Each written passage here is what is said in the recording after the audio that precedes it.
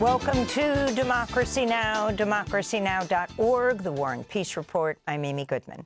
Venezuela's acting president, Delcy Rodriguez, has declared a state of emergency after scores of people were killed and over 1,000 injured by two powerful earthquakes that struck near the capital, Caracas, on Wednesday evening.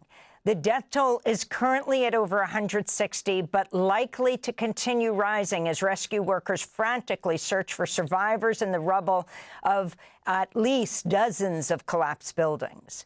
The first earthquake, registered 7.2 on the Richter scale, was followed less than a minute later by an even more powerful 7.5 magnitude earthquake. This is a survivor. Fortunately, my family, my wife, my granddaughter, and I were out of the apartment building. When we got back, we saw it was completely destroyed. Luckily, the neighbors managed to save their lives, too. What can I say? How many families are going to end up like this, with destroyed buildings in Caracas? The U.S. Geological Survey warns there's a high chance the death toll could rise into the tens of thousands or even top 100,000. Wednesday's earthquakes follow U.S. airstrikes on Caracas and other Venezuelan cities in January, which came after 20 years of devastating U.S. sanctions that left Caracas's electrical grid and other infrastructure in disrepair.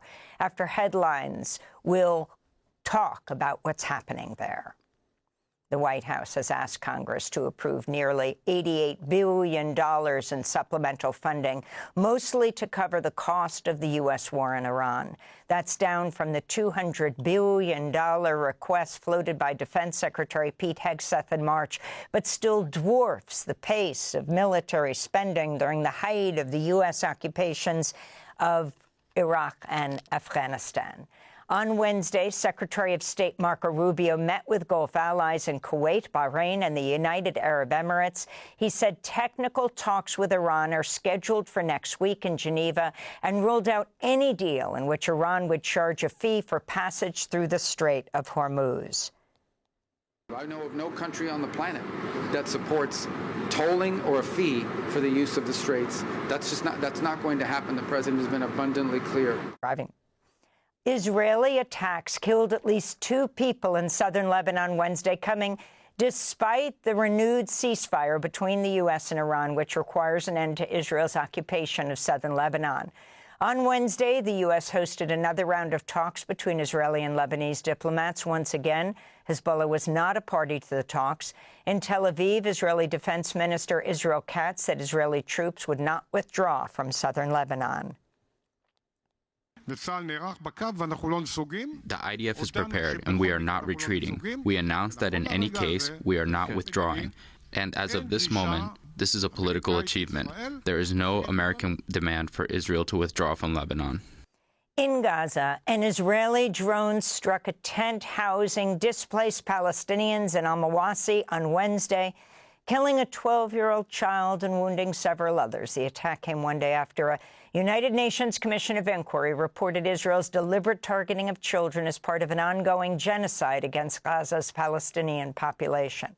In the occupied West Bank, Israeli forces shot and killed a 29-year-old Palestinian man during a raid on the town of Al-Yamoun, west of Jenin.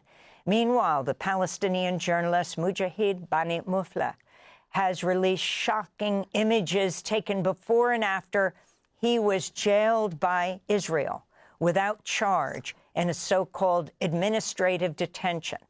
Bani Mufleh says during his 6 months in captivity, he was starved and abused.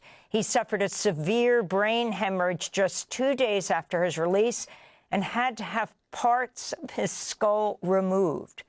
In a statement, the Palestinian Prisoners Society says Mufleh is not an isolated case and that, quote, thousands have been subjected to systematic violations inside Israeli prisons, including torture, starvation, denial of treatment, physical and psychological assaults, in addition to continuous psychological terror. San Jose State University has been ordered to reinstate a tenured professor who was fired for her pro-Palestinian activism. An arbitrator issued the order to rehire Professor Sankil after finding her dismissal was, quote, excessive and disproportionate. unquote. Professor Keel hailed the ruling as a, quote, victory for academic freedom on campus and pro-Palestine speech, unquote. Keel had been fired after participating in 3 on-campus demonstrations over the war in Gaza. She also served as faculty advisor to Students for Justice in Palestine. President Trump abruptly called off plans to sign a bipartisan housing bill on Wednesday, less than 2 hours before a scheduled signing ceremony. On social media, Trump declared the event was, quote, hereby canceled until such a time as we pass the desperately needed Save America Act, which I consider to be a national emergency, he wrote. The legislation would require voters to produce passports or birth certificates showing their current name in order to register to vote or update voter registration information. Voting rights experts say it could disenfranchise millions of citizens. Meanwhile, Trump visited Capitol Hill for a closed-door meeting with Senate Republicans, where he castigated them for refusing to abolish the filibuster in order to pass the Save America Act. The meeting reportedly devolved into a shouting match between Trump and Louisiana Senator Dr. Bill Cassidy, who sided with most Democrats and 3 other Republican senators in favor of a resolution ordering Trump end the U.S. war in Iran. Following the meeting, the Senate voted 45-50 to defeat a second nearly identical war powers resolution on Iran after Senator Cassidy reversed his vote and Kentucky Republican Senator Rand Paul voted present. Ukraine's intensifying its attacks inside Russia, striking a major natural gas processing plant, one of the largest in the world. In addition, Ukraine struck 2 key satellite communication centers inside Russia. A Ukrainian drone also struck an apartment building in a Russian-held area of the Donetsk region. At least 3 people were killed. Meanwhile, a Russian artillery strike in the Kherson region of Ukraine killed 2 mine disposal experts from the Oslo-based charity Norwegian People's Aid. And in Moscow, the prominent anti-war politician Maxim Kryglov has been sentenced to 7 years in prison. He was convicted of spreading false information about the Russian military for posting messages online about civilian deaths in Ukraine. Kryglov is the deputy leader of the liberal Yabloko party in Russia. The party's former leader, Sergei Mitrokhin, condemned the sentence.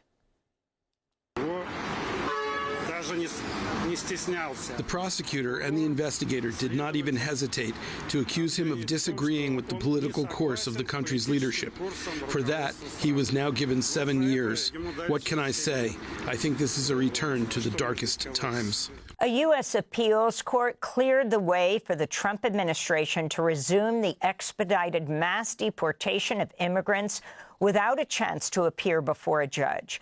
On Tuesday, a 3-judge panel of the U.S. Court of Appeals for the D.C. Circuit delivered a split 2-to-1 ruling that overturned a lower court's ruling that fast-track deportations far from the U.S. border likely violate the due process rights of immigrants. Both the judges who sided with the Trump administration are appointees of President Trump. In a dissenting opinion, Circuit Judge Robert Wilkins wrote, quote, due process does not wait for a final removal order to be issued before it is owed.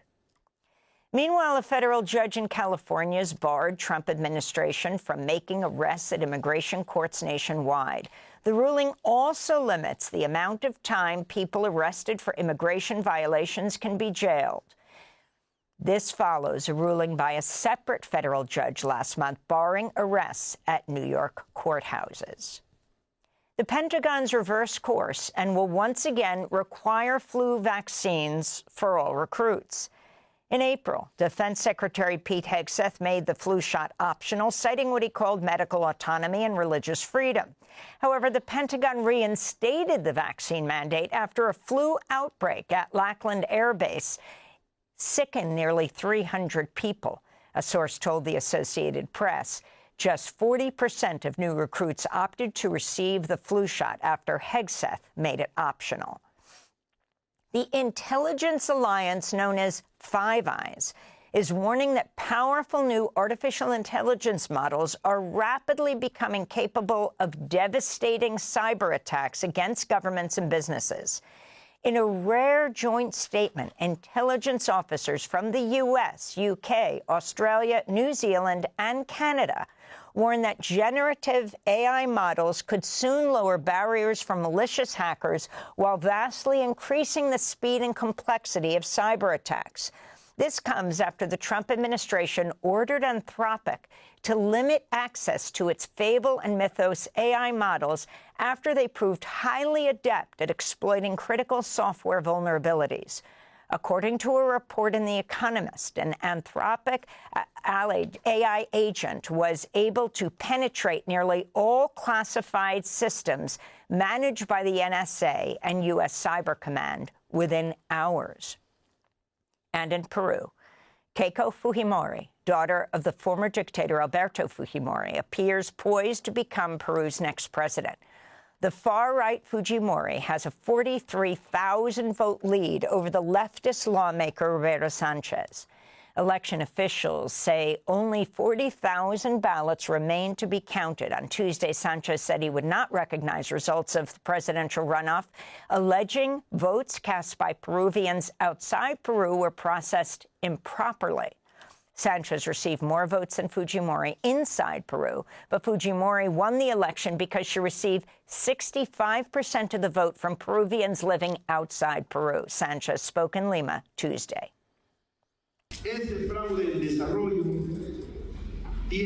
A fraud is underway today before the National Elections Jury.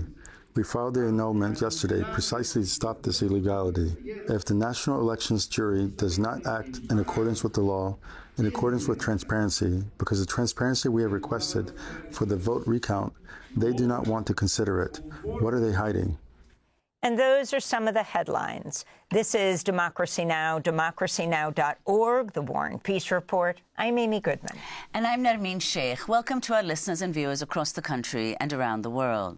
Thanks for watching Democracy Now! On YouTube. Subscribe to the channel and turn on notifications to make sure you never miss a video.